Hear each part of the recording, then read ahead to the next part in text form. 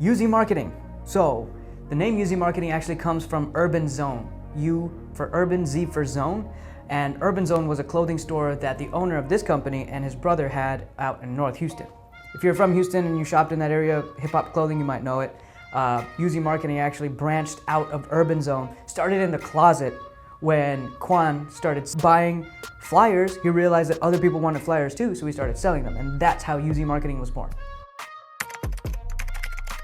So the way that UZ marketing first got into what we're doing now, actually we were doing postcards and flyers mostly, almost exclusively actually, and then we started getting into business cards and things like that.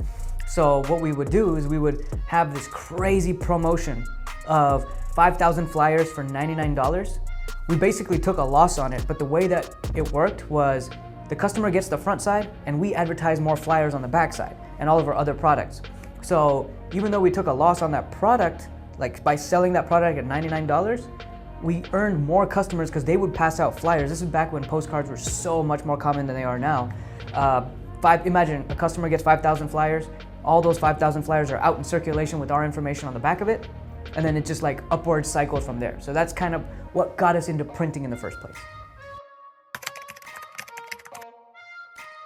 So when it comes to that, right, there's a little sequence that occurs. And the sequence that happened was we started off with doing postcards, and in order to design a postcard, we needed to design it.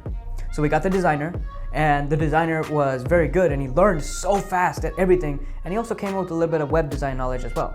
And who are we selling these postcards and flyers to? Business owners. What else do business owners need? Logos and websites.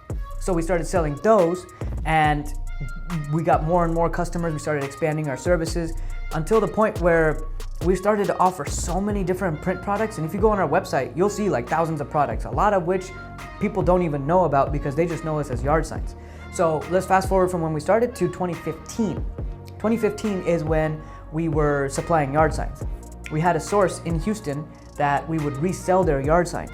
So we would get a customer, sell them some yard signs, 100 signs for $99 or whatever, and then we would take that job and send it to this yard sign printer, and they would print the yard signs for us. But then we started printing our own yard signs that advertised 100 signs for $99 and then our phone number. So when we sent that job to the printer, the person was like, I can't print these because you're becoming my competition. So at that point, they stopped all production for all of our orders because we had become their direct competition, and they got insecure, so they were like, we can't print for you anymore. And what does a business do when forced in a situation like that? You improvise. So Quan ended up getting all this homemade equipment. We made homemade screen printing equipment, like everything from scratch, built from the ground up. And we put it in an office building, and that's how we started printing yard signs. And that was the foundation of what started our yard sign endeavor, and it became what it is today. Interestingly, the transition between what we used to do and what we do now, I like to call them iterations. There's 2 iterations of UZ marketing. There was the first iteration, and now we're on the second iteration of UZ marketing. So it's almost like an evolution, a completely different beast than it was before. The reason I say that is because we used to do so much logo design, flyer design, and websites and all that stuff.